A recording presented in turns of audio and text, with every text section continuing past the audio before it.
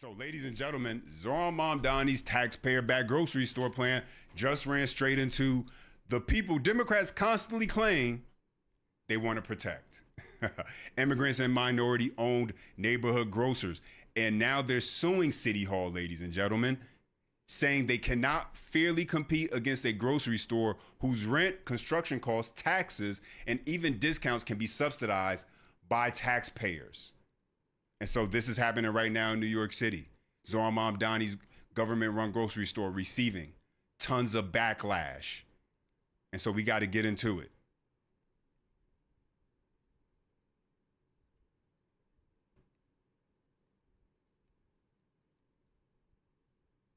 And so take a listen to this. One of East Harlem's grocers say a planned city-run store directly across the street could put his family's 25-year-old business under. Let's check this out. Well, new this morning, a group representing immigrant-owned grocers is suing New York City over Mayor Zoran Mamdani's plan to open 5 city-owned grocery stores. And Fox Business' Madison Allworth has the details from East Harlem, New York. Hi, Madison. Hey, good morning, Dana. Yes, the Multicultural Business Coalition. They represent 50 chambers of commerce and multiple small businesses like the one behind me. They are officially suing the city over this plan. Essentially, they are arguing that they're taking taxpayer dollars, like dollars from the business owners behind me, and putting that into those city-run stores, which as a result won't have to pay anything in taxes, which will make it unfair in terms of competition. They haven't done any business investigation as to whether or not these will work, and as a result, they're asking the state to stop this. We spoke to Elvis, who is the manager of this store behind us here. His family has owned it for 25 years. He's featured prominently in the lawsuit because I'm going to spin around and show you this empty lot just across the street from his store. That is where the city-run grocery store La Marqueta is going to go in 2029. That grocery store will open just across the street, and it will not have to pay anything in taxes. He says that alone is going to be too difficult for him to compete with and will put him out of business. The city pay, I'm paying for him. I pay tax. Pay for him. So it's not good. He no give me the license for the tobacco. No have no license for the tobacco. I ain't gotta pay rent. I gotta pay insurance. I gotta pay tax. I never require tax. Tax is so expensive. Now, we reached out to the city for comment regarding this lawsuit, but have yet to hear back. But they have recently walked back some comments regarding government-run stores here in New York. The lead official for NYC Groceries told New York One that they were exploring grants for local businesses to help them compete with the government-run stores. So taxpayer dollars going to city-run stores and to the stores that already exist. But the mayor's office has since walked that back, telling Fox Digital they are not considering grant programs for existing grocers. This location across the street, the city has set aside $30 million. As a reminder, we're talking 5 stores. The city says all of them will cost $70 million. This one alone costing $30. But now they do have some pushback from small bodegas and markets like the one behind me. So there you have that. And so this government-run grocery store idea just keeps on. It is a dumpster fire already happening. Now you have 2 lawsuits that were filed as of today. One filing was a class action style civil rights complaint. The other challenges the planning process and alleges failure to study the economic impact on surrounding businesses. And so let's get into this. I got a couple of things I want to show you. The first one being Mamdani's response to all of this.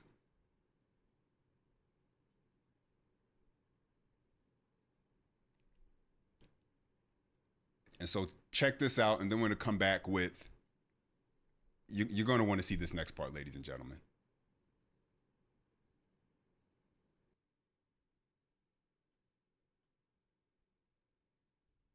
A group of about 15 minority groups that represent bodega owners are filing suit to stop your city-run groceries. They say that your city-run groceries, and I quote, are a direct assault on minority businesses by a mayor who claims to be a champion of the disenfranchised, poor, and working-class New Yorkers. How do you feel about that? They feel that they're being disenfranchised. And what's your response to their suit and their attempt to stop your city-run grocery stores? I continue to be fully confident in both the legality and the importance of our initiative to deliver 5 city-run grocery stores, 1 in each borough, to the people of our city. We are talking about a reflection of a cost of living crisis that has seen grocery prices increase by about 30% over the last few years. And we're also talking about delivering 5 city-run grocery stores in a city of 8.5 million people that has more than 1,000 grocery stores. And we've seen, in fact, with Essex Street Market in Manhattan, as well as Moore Street Market in Brooklyn, a model where the city has subsidized groceries and it has not had a negative effect on bodegas around them or on grocery stores around them. And I'm confident both in the legality of this, that it will stand up in court, and in the importance of delivering it. That you can do to Sorry, help these, I'm sorry. Is there anything that you can do to help these bodega owners who feel that they're going to be losing money? Absolutely. What we can do is continue with our approach citywide of looking for ways to cut costs and cut the regulations that so many bodegueros as well as grocery store owners have to jump through in order to do their work. And what we found through our open task force is already the identification of more than 50 potential changes that target things from the current necessity of having 2 different licenses to sell hot food and cold dairy frozen dessert, as well as the kinds of things that make it harder for bodegas to both sell items outside of the store and inside of the store. So my second question has to... Okay. So there you have that. And so all I'm hearing from him basically is, we're still going to do this, and you're just going to have to deal with this. And this is the problem that's from day one, as far as with this whole government-run grocery store, ladies and gentlemen. I got a bunch of stuff. I got a bunch of notes right here, and I'm going to just kind of go down the list because I had a bunch of notes for this one. The outcome has not, there's no consideration of the outcome. The only thing that has been considered is that I have to go through with this. This was a campaign promise. Let's just think about it for a second. All the major campaign promises. I mean, we had the buses that obviously flopped. That's not happening. I mean, he came in and he was supposed to balance the budget. They'll give him credit for it, but really what happened was he got bailed out by the state. And so, you know, he kind of, what's been happening has been basically this magic at this sleight of hand where it's like, well, look what I'm doing. There's so many amazing things that I'm doing. This is kind of what Mamdani's able to trick people into believing. But when you kind of peel back the layers, you're realizing like, no, these are just temporary fixes and things that you're kicking the can down the road as far as things go. This, and I spoke about this in a previous video. This can only end one of 2 ways. Bad for the taxpayer because it becomes an additional tax on you as far as your cost of living, or bad for the taxpayer because the store ends up being a complete flop, and now you have this empty store that shelves are empty, the food is never available, and once again, all this taxpayer dollars, all this money went towards these stores, and this was the end result of it. And so it cannot end well no matter which route no matter what happens with this. It's just a matter of how bad it's going to end once these things get up and running. One is supposed to start in 2027, another one I believe by 2029. We'll see how, it ends up getting rolled out. But at this point, you got to believe that Mamdani is basically handcuffed to this whole government grocery store plan. He campaigned on it. It's something that he constantly was talking about. And so it's not even a matter of whether or not this is actually a good idea. That doesn't matter anymore. He has to go through with it. He has to actually implement it, because this is the only thing he'll be able to hang his hat on is say, see, I actually did it. As far as legit things he's done, the buses are done. That's not going to happen. You're not getting free buses as far as in New York City. But this is, I came across this, and let me gather my thoughts right here for a second, because there's a few things that he still didn't address as far as things go. Stores will be open to anyone. And so how is this helping as far as if this is a store where 30% you can receive a 30% discount, it's open and available to anyone, no matter what tax bracket you fall into, no matter how much income you earn. You can shop there as someone who makes $100K a year. You can shop someone there as a struggling mom, single mom, whatever. It doesn't matter. It's open to you. Also, still hasn't addressed how will you combat the resale markup market. Individuals who come in there and they decide, you know what I'm going to do? I'm going to go in and I'm just going to buy up a whole bunch of the product, and then I'm going to resell it at a higher rate. Now, originally he spoke about, you know, the library card type ID, but then they had to kind of basically say, we can't do that because we don't show ID. We don't believe in ID. And so they had to, you know, squash that whole idea. But how do you combat that? How do you combat individuals who will basically just buy up the product and resell it? That can be an issue also. And then also, how do you combat these stores not being able to maintain the 30% discount, ladies and gentlemen? And that's the part we're going to get into next, because the solution is not going to surprise you, but it's just more proof of just how much off of the train track this whole thing has gone. And so the solution too, think about it like this, ladies and gentlemen, from the bottom to the top, the taxpayers, they're funding the constructions of these build outs for these government grocery stores. The city's providing the rent, property tax relief, and then taxpayers may also be on the hook additionally to subsidize the actual discounts at checkout. And so what do I mean by that, ladies and gentlemen? I discussed this in previous videos, and I'm going to actually bring up the actual document. This is the New York City government document right here that discusses it, as far as how, and because remember, these are government backed, but they're going to be ran by private businesses, you could say. And so the question becomes, how does a business maintain a 30% discount while also accounting for theft, as far as, lost, stolen goods? That's going to be a problem, people stealing. Payroll, you got to pay a fair wage also. They're also responsible for, supply, keeping the shelves stocked with these items. That's not a part of the $70 million that's going into these stores. That'll be the responsibility of the actual vendor that ends up operating these stores, the private business. They're going to be responsible for that. And so they'll have to provide the 30% discount on those core basket of goods while maintaining all of that infrastructure. And if they can't do it, guess what they'll be able to do, ladies and gentlemen? That brings me to this right here. How will NYC EDC, this is the agency taking care of this whole government-run grocery store tragic event, how will they determine if the capital rent and tax relief is not enough for the operator to provide 30% reduction of core basket costs? Is NYC EDC guaranteed to offset the aforementioned 30%? And so it says basically that if you're a vendor and you cannot maintain that 30% every day of the month, then let me get to the exact part.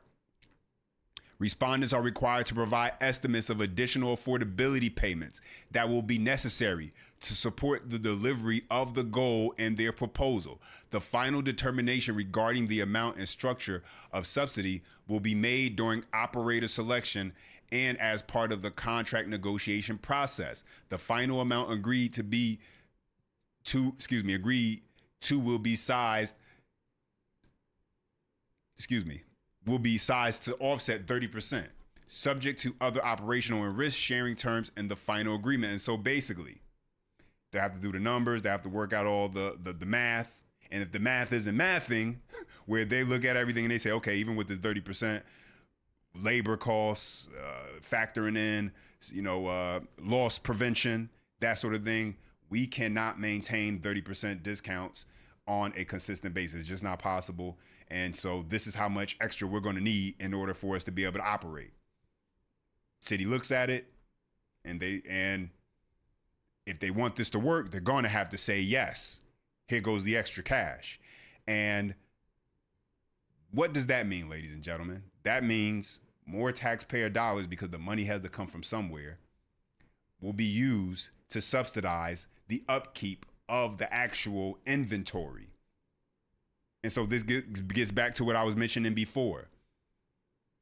Based on the success of the store, the taxpayer will be on the hook for more to actually keep it going. That's the only way to keep. That's the only way to keep it going, ladies and gentlemen. It's sad, and you only could really laugh at it when you think about it. I mean, really think about that, ladies and gentlemen. The only way for the store to actually be successful, to maintain it, if these vendors are incapable of maintaining a 30% discount while doing everything else on their own. Sure, they don't got to pay rent, they don't have to pay property taxes, but all the other costs that incur while maintaining a 30% discount. If they can't do that, the city is telling them that fill out a document, fill out this form, and we will give you affordability payments. And we'll figure out the rest as far as how we're going to put it into our budget and pass it to the taxpayers later. Absolutely mind-boggling when you really think about it from that perspective of basically taxpayers will be paying to buy groceries and then paying to make sure that the groceries are marked down 30%. That's what it could really come down to ultimately, as far as if this goes the way Mamdani wants it to go, where these stores are always filled and have items in it, and they're not, empty shelves as far as in the store when you walk into it.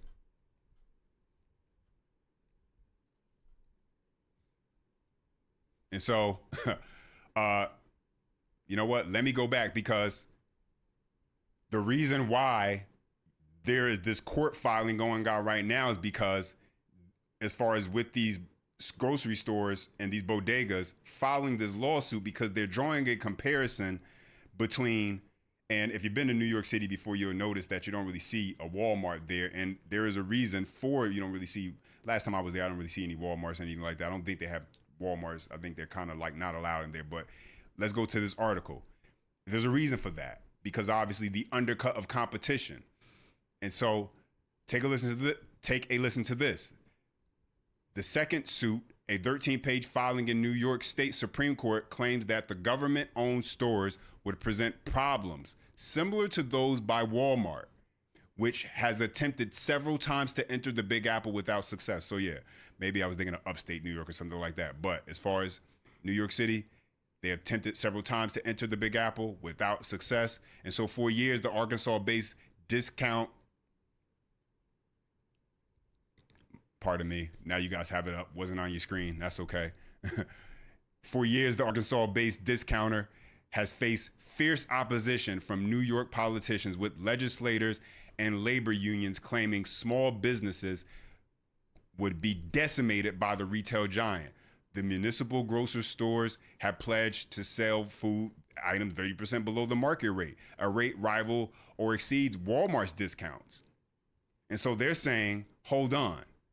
The reason why you didn't let Walmart in is because it would undercut local mom and pop businesses too much, and it would be an unfair advantage and would decimate the local economy as far as stores being shut down, because customers are going to go where they can get cheaper goods, and Walmart will be able to offer them cheaper products. And so they're saying, you're just doing that now, but now you're just using taxpayer dollars to build these stores out. And so how does that make any sense? It doesn't. But you have these individuals who are coming together with this lawsuit.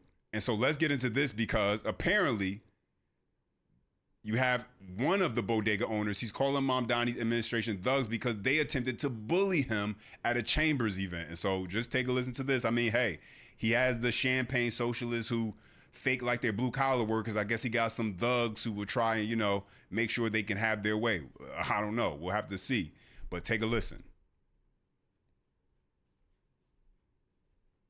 They're going after a lot of our mom and pop businesses that are immigrant in the area. Yeah. He only met with one group of immigrants that we represent that are Dominican, but we also have the Koreans and the other ones that he not sat down with to really hear the issues.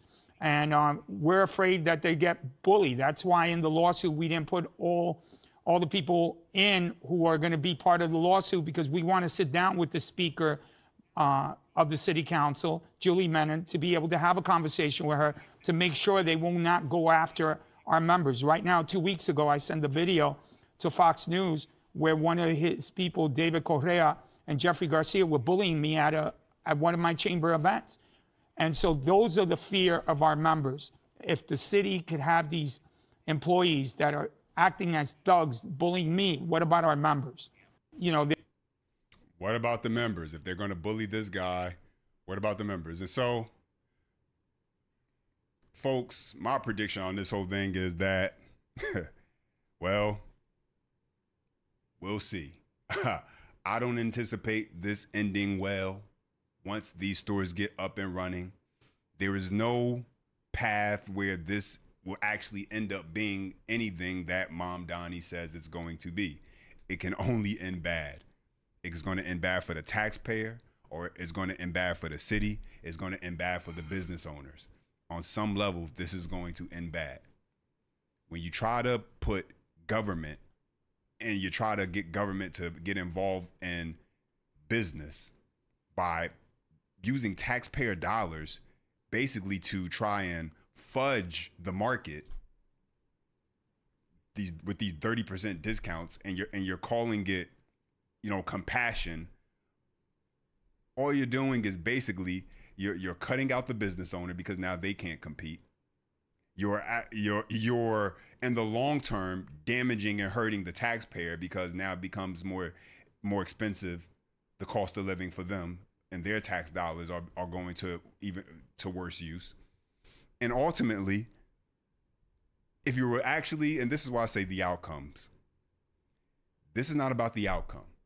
I mean, if Mamdani, if his concern was supposedly about helping the working class, about helping those who are impoverished, I mean, hey, you were better off trying to create some SNAP 2.0 type of program that would have been able to actually affect individuals who are truly disadvantaged or need an extra leg up. If that's your whole thing, is, you know, as far as the Democrat socialists,